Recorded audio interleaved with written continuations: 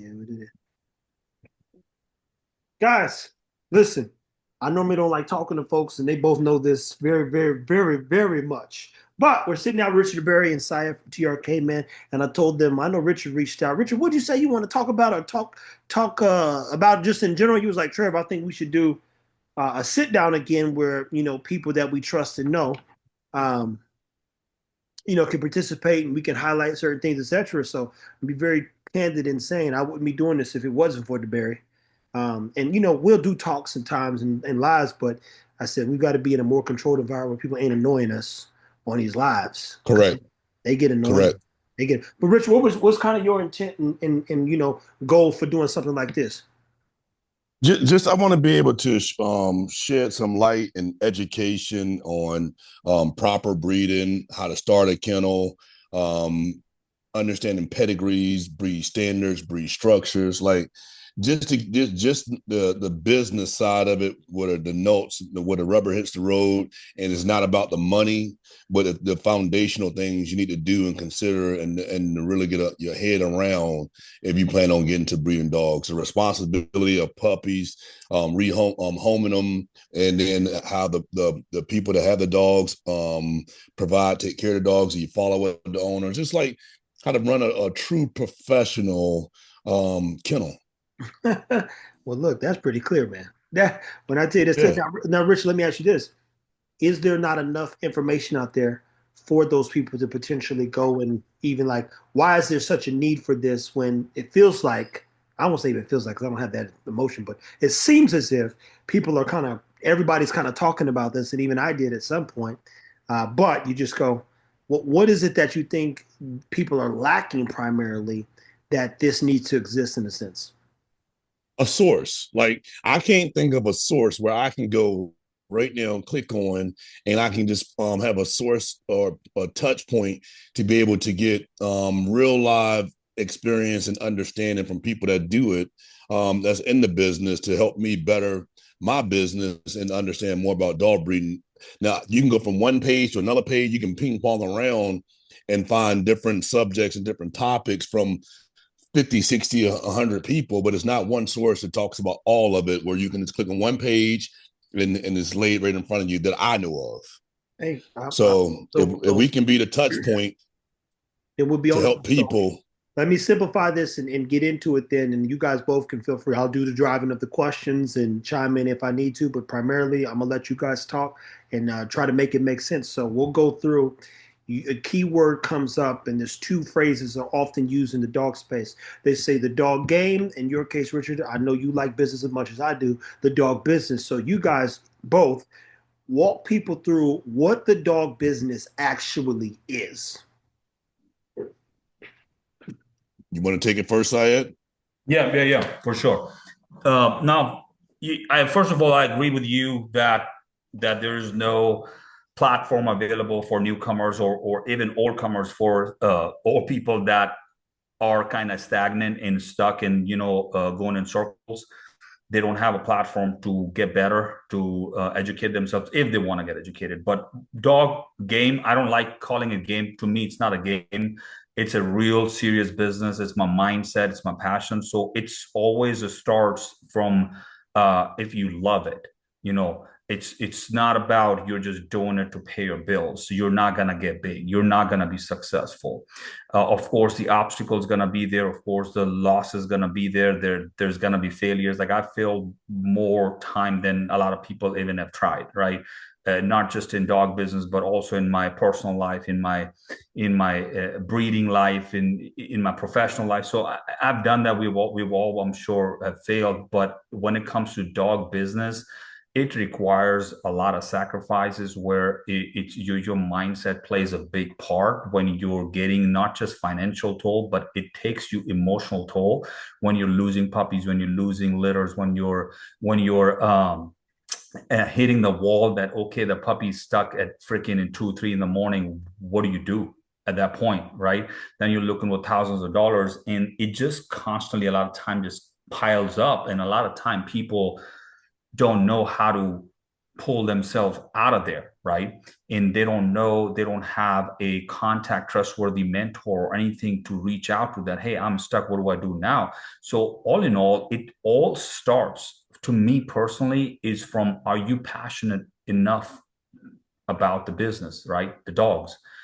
Do you love your dogs, first of all, to sacrifice your Christmas, to sacrifice your New Year's, to sacrifice your, that, oh, my family is going out of town. I got to go out of town with them and, all that stuff. Or, my buddy's getting married or this or that. It just, those are the things, these dogs, because guess what? Dogs they don't talk. They're not going to tell you that, hey, we need you, right? So this is where it comes to, that's just me, right? That's how I'm invested in this business, that I don't take, there's no time off. I was just talking to Trav and Rich on you voicemail, like I was at the vet. I just came back with you guys right now. After this, I gotta go another meeting. After that, I'm back with the dogs, then back with the puppies. It's just round the clock. My day doesn't even end till like fucking 2 a.m, right? Most of the people are half asleep by 2 a.m, right? And then I'm up before even those half asleep people getting up.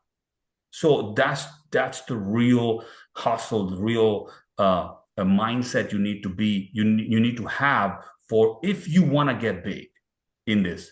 If you just want to have those 2 dogs in the backyard and just have that backyard mindset that starts from the backyard that ends in your living room, then I don't think breeding is for dog business is for you. Breeding could be for you as a hobby, but dog business, I don't think it's gonna be for you.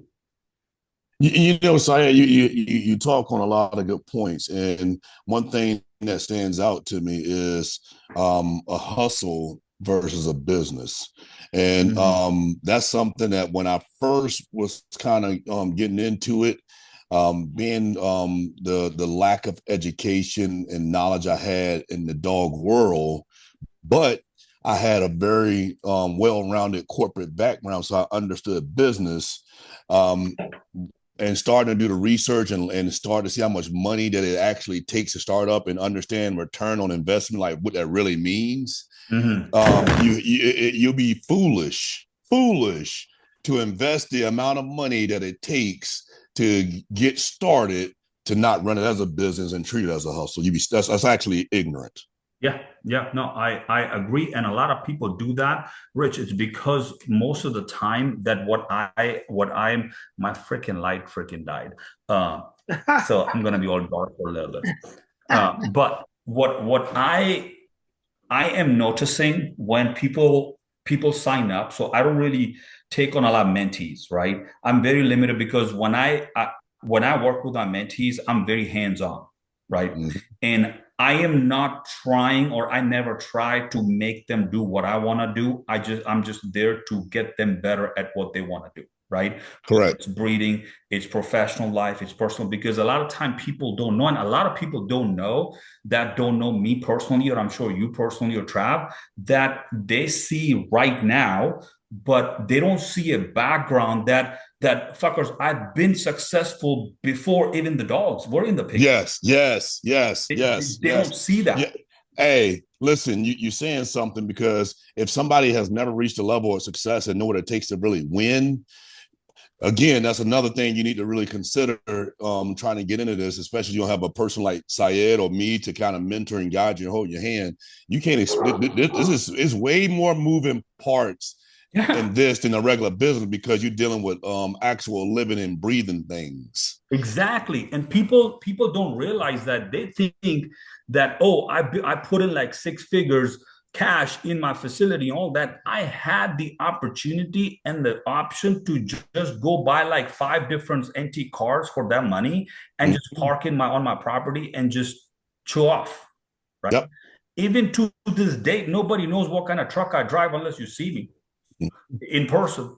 That's not the point. So people don't know that, or they think that, oh, this is the dogs, bro. I yet to break even. It's been years. Yeah. Look, I'm not even at a break even point. I even start. I mean, I know where I'm at, but it's still like it's such a number for me that's so far away. It's like don't focus on that. I focus on doing the right by the dogs, make sure I'm putting out the positive information and educational information. I make sure I feed my dogs right, spend time. I'm making sure I do right by that. And then I know, because I know business, that everything else will fall into play. It's just a process. Let me ask you guys this. And that's why most, go ahead. Is when did you guys learn about the importance of value? Because I think oftentimes, and Richard, definitely in the Black community, unfortunately, our value proposition isn't always where it needs to be. So our value perspective is skewed. And I've told people this, for those who see other things. I said, one of the most valuable points or moments, even of last year, and if I'm thinking about it, is when I showed up at your house, and I have the clip to this day where you were just almost yanking the door open to greet us, man. And I thought to myself, man, that's one of the best moments of my life for the purposes that I don't see a lot of us being considerate, caring, and exactly who you say you are. Like, me and I know you. Like, everyone knows. Like, if Trev said that's it. Yeah. Like, there's no, like, if I say I'm gonna be there, like, it's just it, right? But you don't see that a lot. So when we're talking about business, you guys are talking about the value you put into the dogs, money you put involved, something, but you didn't look at the dog as an asset in a way where you were going to over leverage it, compromise the integrity of the business side of it, but even more important, the dog's quality of life. He was like, okay, I've got to put everything I can into this, and maybe it works, maybe it doesn't. But where did you learn value, value add, and value property? Like, because I think people get confused about what it really means to own an opportunity to become a better person and even deal with the dogs, right? You go, man, that dog changed my life, per se. Like, what's that? How do you define that, man? Trev, for me, like, I've always been a dog lover. Like, even as a kid, so I've always loved dogs. But to understand and how to put it all together, like I said, I had a very corporate background. Plus, like Syed said, like I had a mentor that was a very serious business-minded person when it came to these dogs. Like, it wasn't a game. Everything had a process, everything, a system, everything had to be clean. Like, everything was just, it was like, man, I never would have thought that an operation this size, like, all the water bowls were clean. Everything it just flowed. Like, it was taking care and treating the dogs with respect and not looking at them as a dollar. So when I saw that, it was easy for me to adapt it into what I do, because I have values from the corporate world and from the way I was raised and grew up. It was easy for me to transition into it for the dogs. Mm-hmm. What about you, Syed? What did you? Yeah, you have a different perspective, but value still value. And you guys, my point was, both you guys have this corporate thing that you like learned, and vice versa. I work for Natera and learned the power of value and what you can do and impact in the room. Shit, we just left the room. I'm probably gonna get 50 bands out of. And all of them said the same thing. I asked Jamarcus, I said, how much money do you think we can get out of this room? I hope they don't see this. And he was like, I said, so all the people kept coming to me. They go, hey, you said something important. And the dude goes, they're doing this icebreaker, and I'm just shooting the people, like shooting for this company. And he said, hey, did you guys want to introduce us? I said, oh, yeah. Well, never ask me if I'm going to talk. I know exactly what to do. And when he said it, I told him about my passion for branding, obsession, social media, what we do, things you know that I do. And they always like this. Guys were like this, hey, I need to talk to you before you leave. And it's not people that look like us, Richard, which goes back to value that you add. I'm like, and so me and Richard be talking about, I don't belong around that's my motto. I can't be around these, but I got to be around more value. I don't even want to talk to these niggas. You know what I mean? But so like when they about the inbox, hey, bro, I'm like, no, and no. I can't do it. But Syed, what have you learned about value add? The dog space is a very unique space to you, because I think you've come from such trying, like you've just accomplished so much corporate wise. It's a whole different world. Then you come to a world where a bunch of idiots exist, and you go, how do I find my voice in this space where a bunch of fools practice foolery and fuckery every day? Yeah, no, for sure, man. So I grew up not in US, right? I wasn't born here. I wasn't raised here. I came to US not that long ago. People find out about it. No, fuck, no, that's not true. But I've accomplished a lot. I'm super grateful and proud that what I've accomplished in a very short amount of time, as opposed to people that been here, right? Mm-hmm. Because the country there where I was born and I was raised, yes, my parents provided the best life They could possibly, but we didn't have a lot of opportunities. We don't still to this date, a lot of opportunities there, right? So when we do get opportunity, we don't take it for granted, right? Because there are a lot of thousands of millions of people, they would do anything to get that opportunity. So I don't take that thing for lightly. I grew up with dogs and stuff, but when I started breeding, and I decided that, okay, this is the path I want to take, but I'm not going to take it half-ass. I don't do half-ass stuff. I wanted to do, if I'm in it for the long run. I'm in it for the betterment of the breed. I didn't want it to be the one that chasing names. I didn't want it to be the one that is, hey, just following the hype. When I was doing my research, I came across with a lot of breeders, and those breeders have taught me what not to do as a breeder. And that is something separate myself. So what I did, I found my first dog. I made a mistake. It's a beautiful dog, good dog. But the thing is, I got him health tested. The thing is, that dog's top line, like the father side, is not health tested, right? So I always have that something risk that, okay, what if? That what if factor is there, because dogs is like, you have to be very calculated and make sure that you're not trying to just guess game. Right, you have to be, because that's how at least I breed my dogs. That they're very well thought out, planned breedings and stuff. And I decided that I'm going to, because there's so much crap in my breed, Rottweilers, and it's because of a lot of bad breeders. I always say in a bunch of videos, I've said it before, that there are a lot of good breeders out there too. I'm not the only one, but there are a lot of good breeders. But the thing is, they're the bad breeders, and they are creating so much crap that we as ethical breeder needs to make sure that we're continue to educate people. That's why whenever I'm posting or whenever I'm doing anything, I'm not talking about puppy for sale, hey, tap in or discount. I don't do no fucking discount for nobody, right? I no, there is no discount. You can be whatever, my brother, you're paying a full price, period. That's just how it is. But the thing is, the value in this dog is like comes from the responsibility, because I'm breeding a puppy. That's my responsibility to make sure that the puppy's well-being is being taken care of by the family that I choose to hand over that puppy to. I've had incident twice that I've canceled the pickup on the pickup day because the family started acting shady. I'm like, no, sorry. You just lost my trust just now. And then they started, oh, no, this. I was like, no. This is it. Here's your money. Get the fuck out. Because to me personally, like on last chat, Rich, you had said something that, hey, are you able to take care of the dogs, feed the dogs when you're not breeding, right? When you can't sell them and all that stuff. So I had to put myself in that position before I start producing. That what if I can't sell them? What the fuck? What am I gonna do? I'm not putting them on Craigslist, So the value comes from a mindset that, hey, what do I want to do with these dogs? That's one thing. Second thing, what do Syed, what do TRK, what do I want them to represent?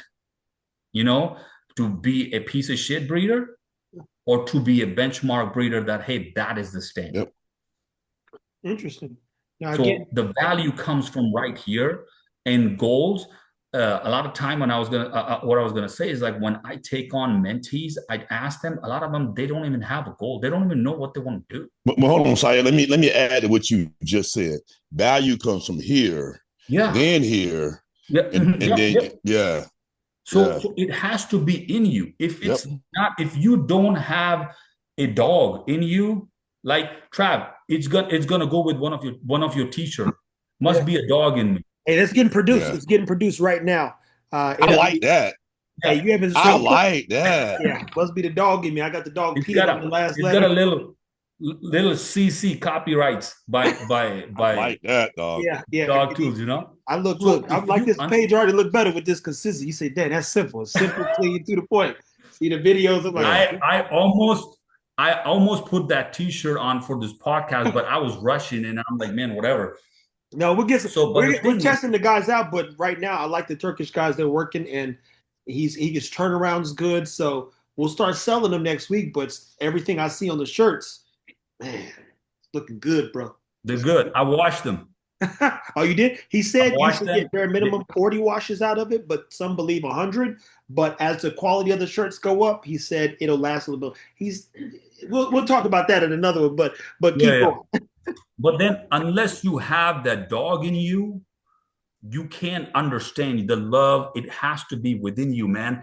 And people need to understand. Be patient.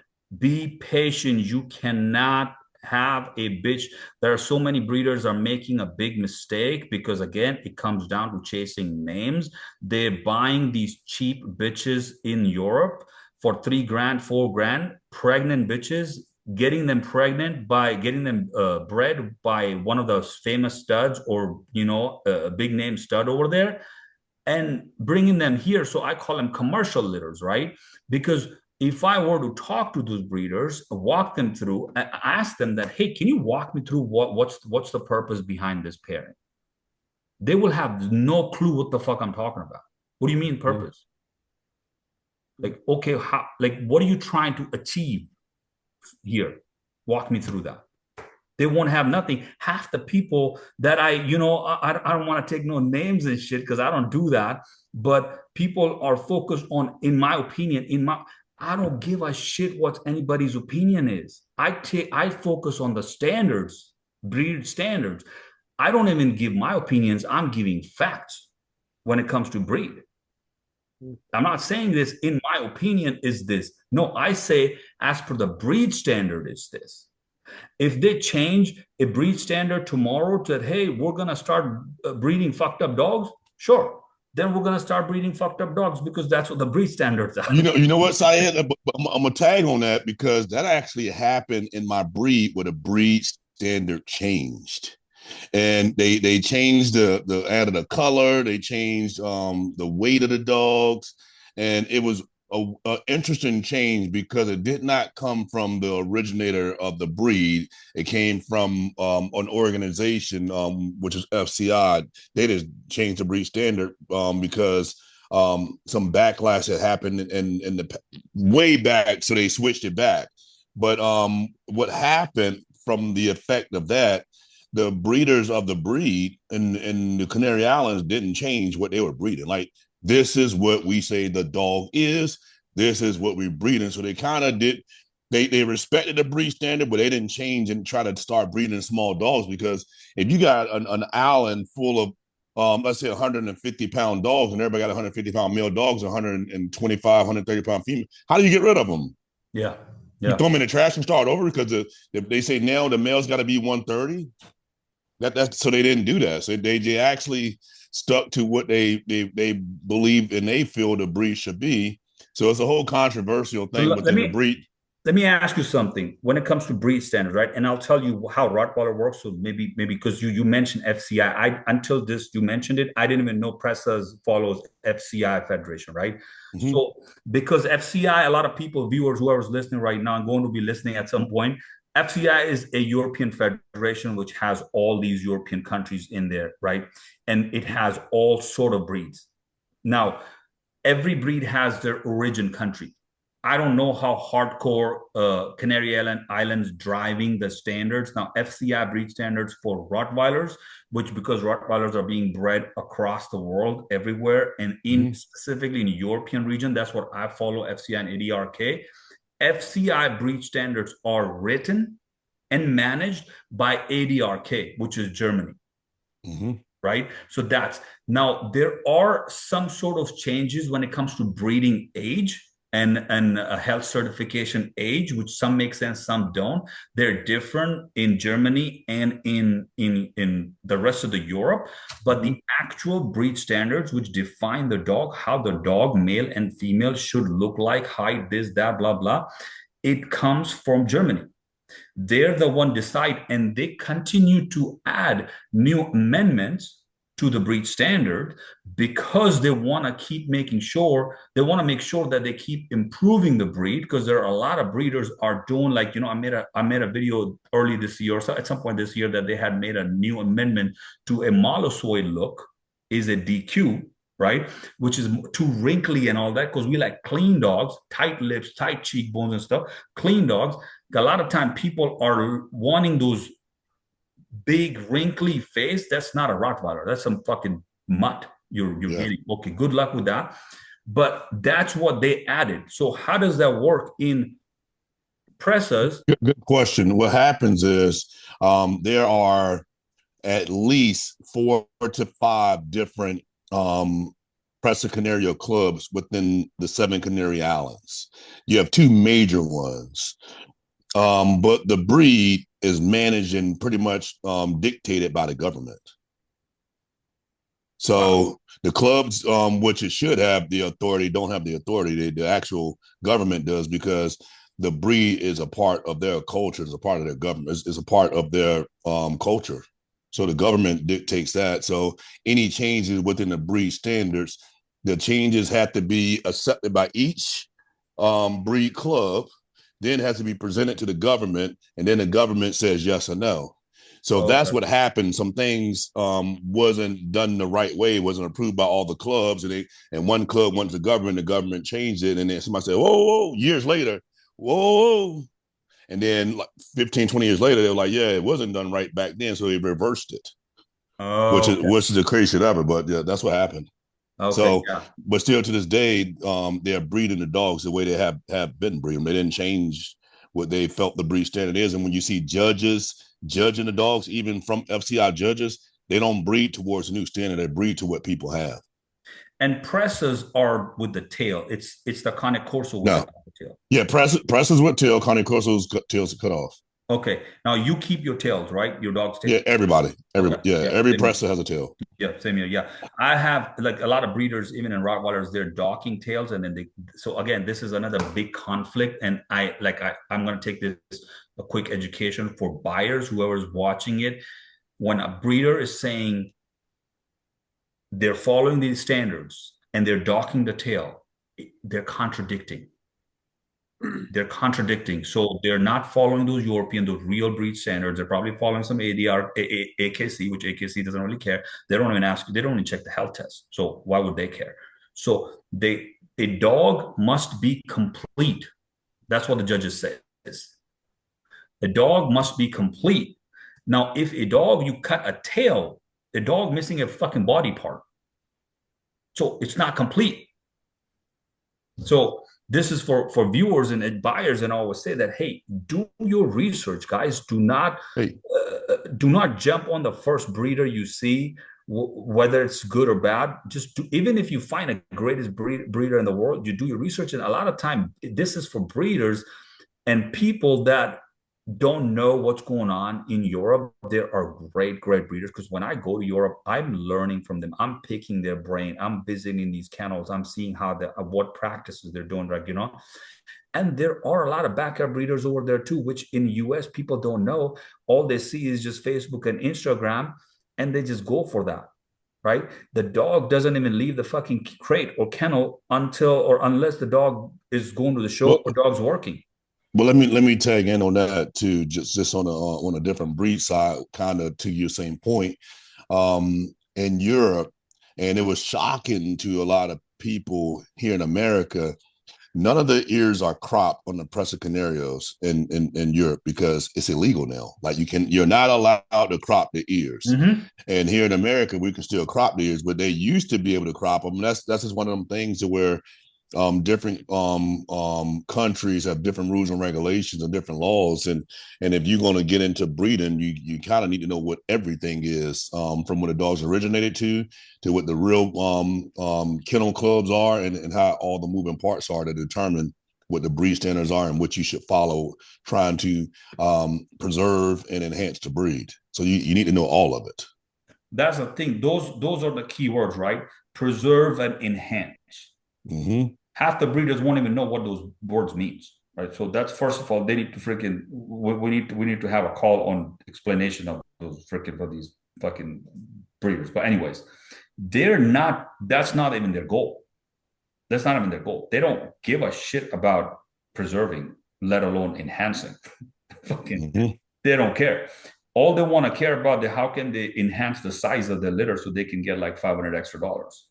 Yeah, but I think the thing is what we're doing is we need to be able to show people there is a high level of success by doing it the right way and not following the fads of trying to make a quick dollar because you saw. Oh wow. We lost him.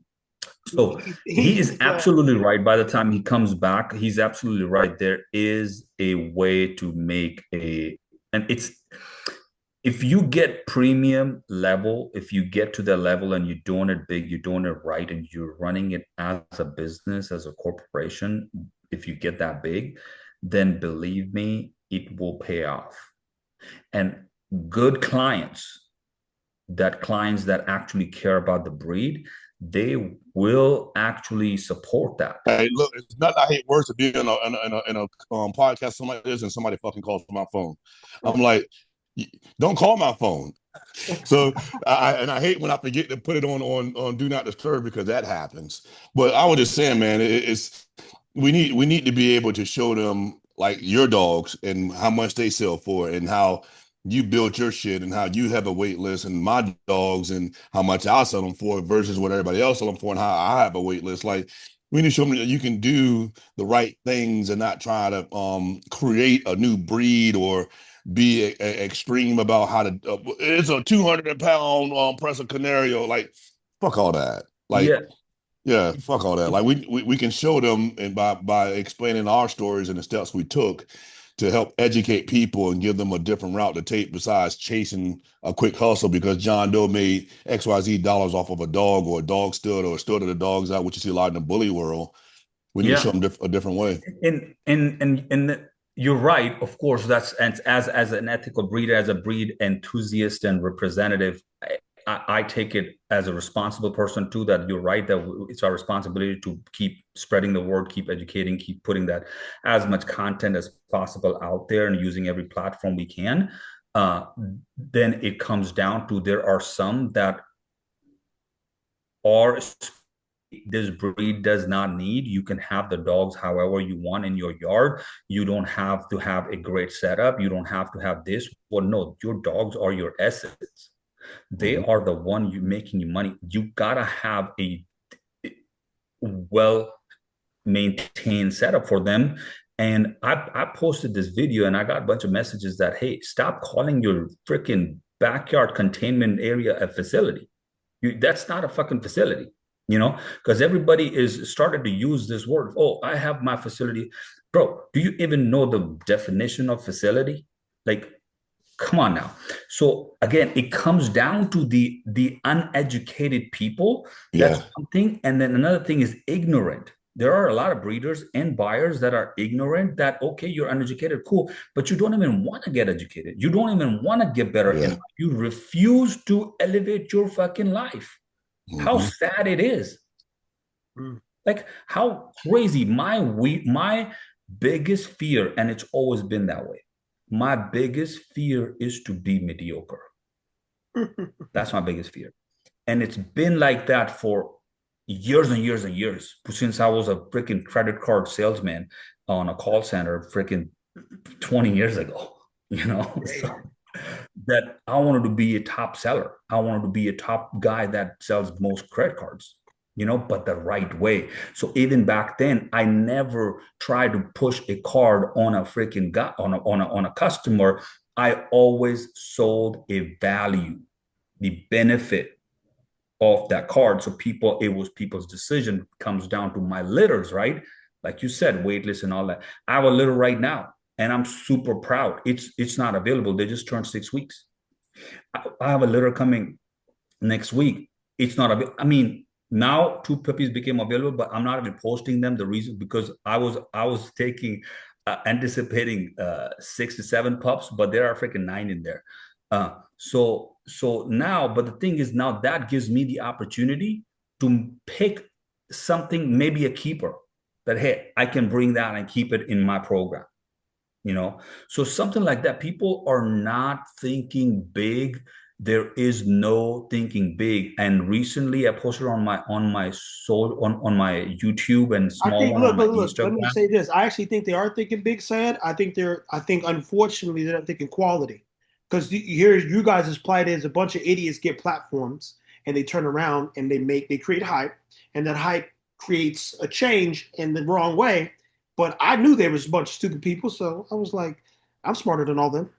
I'm better than all them. I could speak better than all them. They can't outwork me and they can't outcast it. Damn, they still fucking up these dogs. Watch this. That's literally what I did.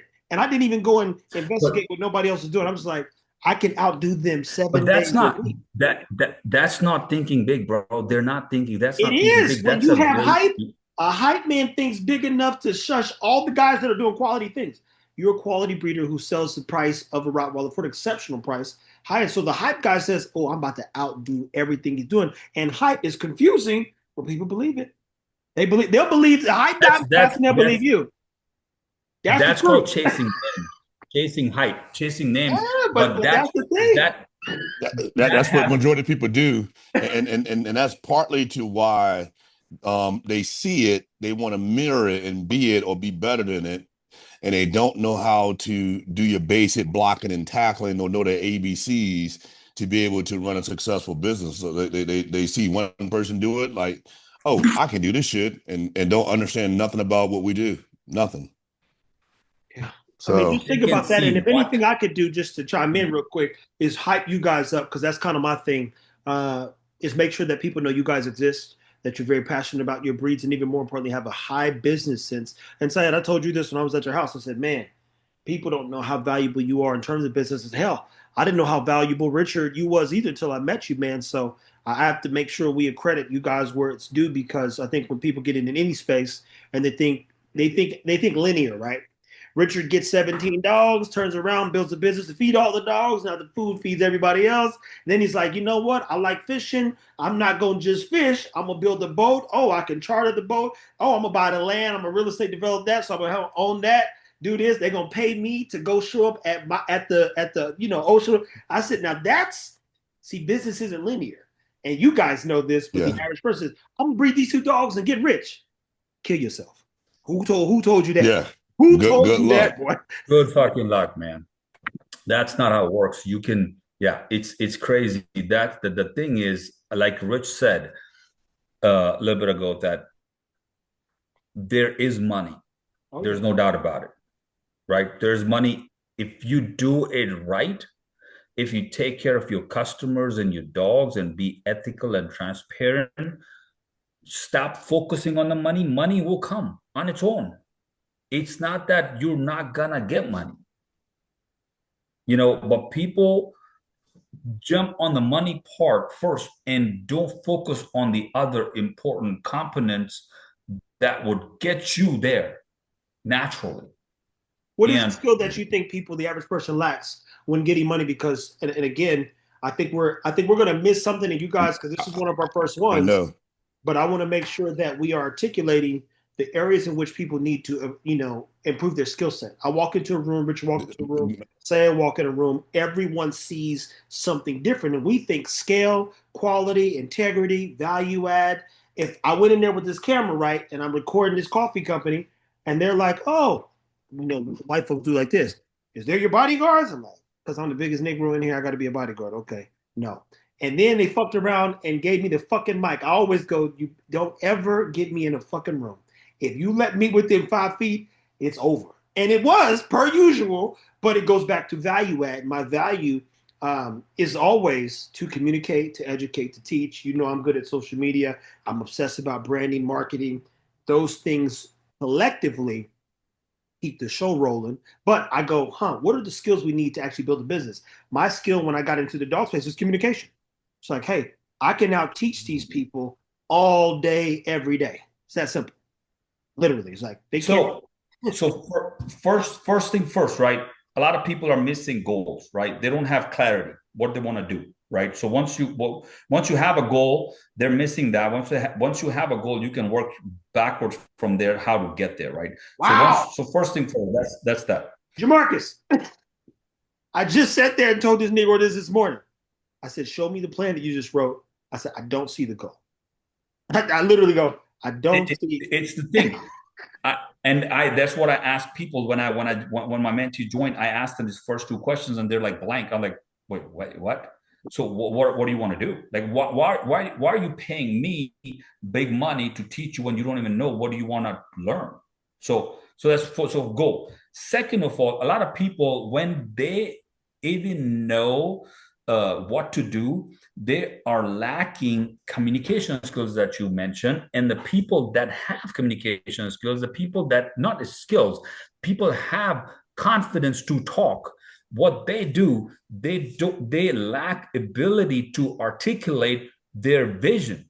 That, hey, here's what I'm trying to achieve out of this meeting or out of this agenda, out of this thing. Like you and I can get on the phone call that, hey, we're going to talk about ABC. And then when we get on the phone call, we're talking about everything but fucking ABC. So what's the point of us getting on the phone call?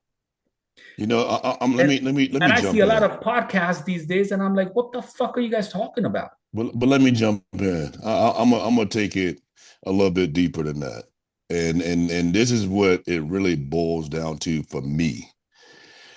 If a person can't manage their own fucking money and they got shit credit, how they gonna manage and run a business? You can't keep your word to yourself to pay your own bills that you have signed up for, you're responsible for, and you're accountable for, that affects your buying decisions for your whole life. You can't properly manage your money. How you gonna properly manage a business? Yeah. Pretty I straightforward. mean, that's as simple as it get. Like, if you can't do that, then you can't get your credit and stuff in line. You need to think about that before you think about managing and running a business, because it damn near goes eye to eye. Like, you manage that the same way you can manage a business, the same accountability, same attention, same effort, same boxes you got to check. It's all the same. And that's why companies don't lend money to people, that have bad credit, because they're not responsible and accountable. Exactly. They can't This even keep their motherfucker own say, hey, credit they up. put up the 805 So on you guys. Look, yeah, I should put that at the beginning yeah. of this video. He got the 805 credit score. I'm about to rob this nigga. Yeah. So for me, is they got to have the ability to manage their own money first. They have to understand money. I had to update it. So again, you're That's funny. absolutely right. A person that has never made it, how the fuck that person is gonna teach you how to make it? Hey, Yep. How? hey, they can't make a difference You in know? their own life, man. I So mean, you're absolutely right, and I'm glad you added that thing. And then again, Trav and I talked about it when I visited in January his house, that a lot of people, the clarity, you know, oh, men wanting to do big things, but they're missing out clarity. Like I saw it somewhere a while ago that everybody wants to go to heaven, but nobody wants to die. But how the fuck are you gonna get to heaven? hey, You gotta that's a, die that's, first, that's a deep one, ain't it, though? Because you be like you this. know. I bet you want to see Jesus. Well, look, nigga, not today. But I'm going to see him when I see him. That's crazy, man. Hey, Look. look, Syed got me beat. Oh, this is a good joke. Hey, Richard, 759. Hey, y'all both got Yeah, Syed firepower, got though. me beat. Oh yeah, and that's why we both have a certain level of success. Yeah. So it's not It's just talk. He can show his 803. I can show my 769. We can show you. Look, and you know what? exactly. They probably count how much money you got, but not how much leverage you have. And I repeat, for those watching, I've been to Richard's house. We've done videos. He got a 20-foot freezer, like he got at his house, not including the place that manufactures and puts his meat together. Then it's got to get shipped to his house. 20,000 pounds of food. Then he got to turn around and they got to manage all the shipping of it, like the infrastructure of everything that has to exist for Hmm? you to be successful is I mean, I don't know how to explain it half the time, because you go, when somebody tells me I'm about to do this, I'll be like this. How? You know? Exactly. How is the key word that when I used to interview people, in my last role and Yeah. even before that, that when I'm hiring for my positions in my team or in my branch, I'm asking them, okay, walk me through your plans. And all they're gonna have plans like, I'm gonna do this in my first 30 days. And I'm because I was like, hey, show me your 30, 90, 60, or break it down. What are you gonna do as a leader in my team? And they would break it down, but there was a lot of people were missing that. Oh, okay, that's great. Now again, let's go back and walk me through how are you going to do it, because that I know what needs to be done. So you did your research, you did your homework about my team and what my branch needs. Okay, great job. How are you going to do it? And that's where people lack. And this is where the mentorship comes, when people that have never been successful in their life, they're still living in that small mind, backyard to living room, You know living what, room to Syed? But backyard. this is the other saying too. I'm telling people, I said, some of you guys think you have to be successful. I'd rather talk to people who failed. And I think we've all suffered enough losses to know. So when you say success, there's a 10-year journey where Tom Brady didn't win the Super Bowl. It looks like he always won because he was at the forefront of conversations. There's 10 years where the average business went through a desolate time where they weren't making money. I mean, Steve Jobs was gone from Apple for 10 years. They like 12 years, Amazon didn't make two nickels. You go, where's the success? Well, it comes to showing up every day and working at it. So even when you look at success, when I go to your house, Richard, the thing that reminds me of success is the peace that you have, the peace and quiet, right? To me, that's success. When I'm at Syed's and we were sitting out there on the back porch, or just even the time I got to spend with you and waking up, eating breakfast, seeing the chickens, you get into your routine, you go, damn, this is pretty peaceful. That's success. And y'all come here. Folks is not coming and going. I got the right people. And I'm cooking. I do exactly. My house is quiet for a reason. So it's like, you can't. That's why I'm like, my phone better not ring. It better not ring. Then people's coming to me today, Jamarcus. They're like, oh, he'll get your number. We not Because it's important, Trav. It's important, and then I always say, and then it's important to know who you're gonna associate yourself with. And I'm extremely picky who I associate myself with, because I've worked so hard to build my name, my brand, and then if I associate myself with certain person and that certain person start to go fuck up, go ahead. I'm not gonna tell you not to fuck up. Go ahead, that's your life. I will just pull myself back, because I don't want that shit on my name. That's not what I signed up for, and that's not what I'm gonna pay the price at. So just stay the fuck away from me. Now, walk them through so we can close this one out too, is get them to the point where you guys are giving the best advice about, the dog business. I'll start in general. When I got in, I had no intent of doing, I want to do right by the dog, and the business my business, aka value proposition, was a quality dog. I said, I wanted a dog that lives well, has a good heart, can breathe. I said, I like a 3-finger snoot. I went down all 3 head sizes. I dropped so much education based on books and books and books. And then I went out and showed you that my dogs could perform at a very high level. And the irony is even Chris Moore, I think one of my compliments, that's one of my favorite people next to you guys.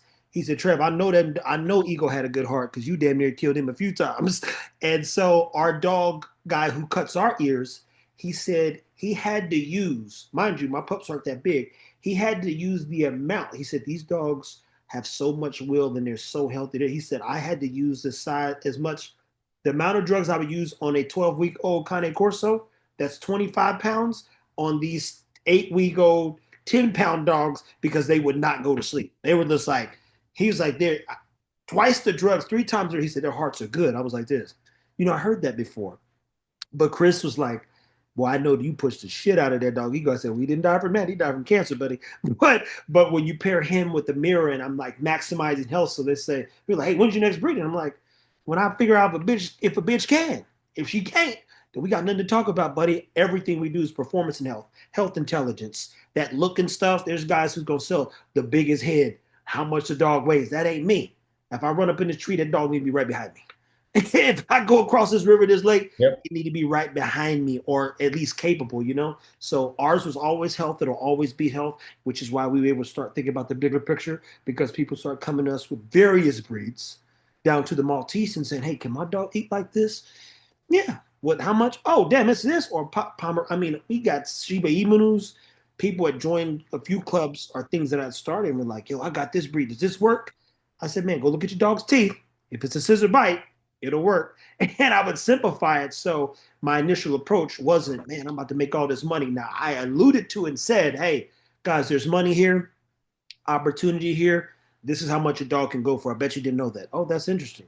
Once I got back into the space, and like Richard and you, I started thinking collectively, I go, damn, where do you go see this online? You don't. That clean, modern, can I see the shirt in Walmart to, high end place? I'm gonna figure that one out. And I said, food. People, hey, you spend too much money on dog food. I'm like, do I ain't ask your ass for no help. I ain't got no GoFundMe to feed the dogs. I've been doing that for years. And then Richard came along, and I promised him, remember, Richard, I told Richard, I said, listen, I'll be where you need to be in 5 years from now. So even when we talked about pairing up, I didn't sell him. I was going, hey, I'm about to sell all the as much dog food as possible. That wasn't the pitch. I said, I'll figure out in a 5-year journey where we need to land and how I can add value to what you're doing. I'll never start a food brand, just to be clear. I'm never going to do it. Might get in toppers and stuff, but for the most part, as long as you do what you do, I'll build McDonald's, is what I told him.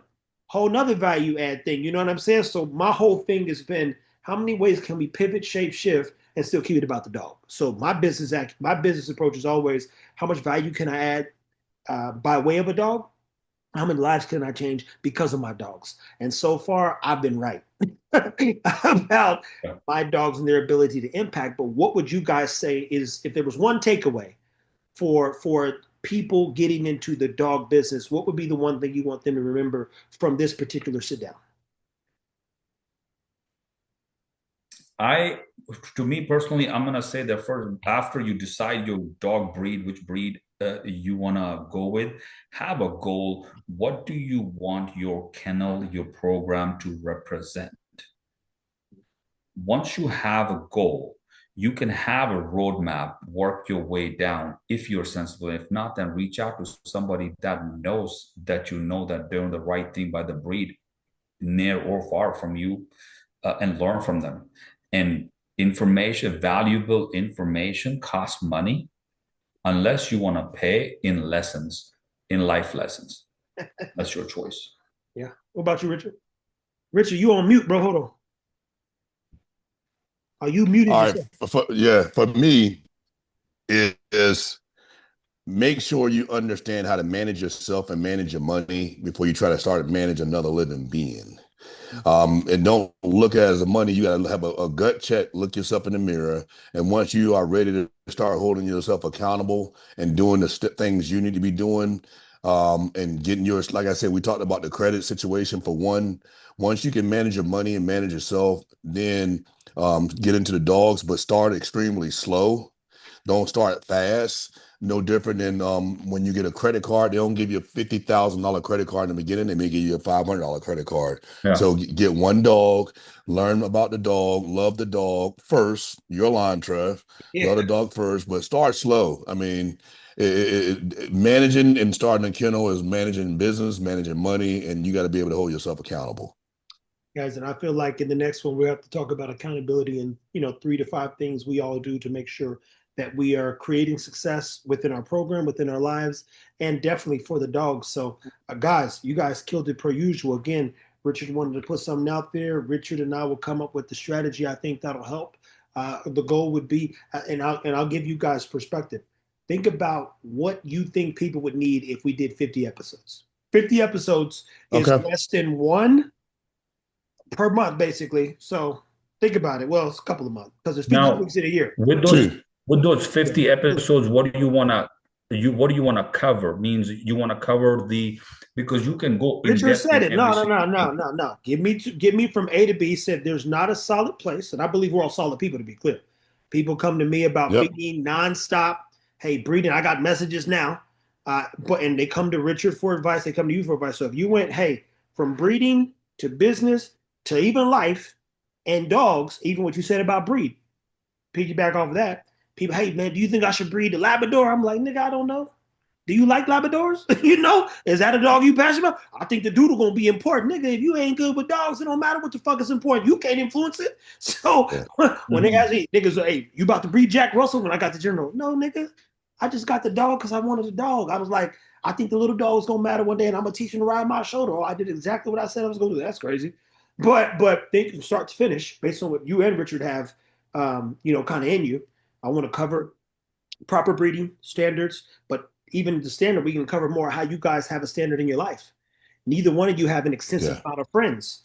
And you say, hey, well, how hard is it for you to get into the friend group? I'm like, before y'all, for me, it was impossible. It's like, you couldn't, I don't need, no. Just if one person comes talk to me, everybody knows Trev not fucking with them, bro. I will disappear like a motherfucker. I don't got no interest in being nobody's friend.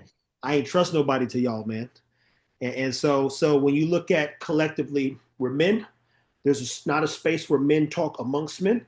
There's not a space where people, in my opinion, outside of you guys, there's only a few folks that I respect in the dog breeding world, and I don't even live there. Like I said, I'm good. I don't want to talk to these niggas about no breeding and stuff. I like you guys because that's your thing. I'm not arguing about no standard. I didn't look left or right when I got into breeding because if I woke up every day motivated by an idiot, I'd been cooked. But I was like, hey, I've done this since I was 13. I now have skills from a kid, communication, marketing. As Syed, you said, my papa taught me clarity between two men is the most powerful thing. I've been clear, straightforward, and honest, and I tell people to go fuck themselves and have no problem with that neither. And mind my business. Yep. I don't reply to comments. Same here, bro. You just you go, what would we need to drop if we did 50? Because I think even this needs context. If we had 50 chances to change someone's life, what needs to go into it? So you guys give perspective. Let's work together on kind of that strategy and plan, and then let's change the world, man.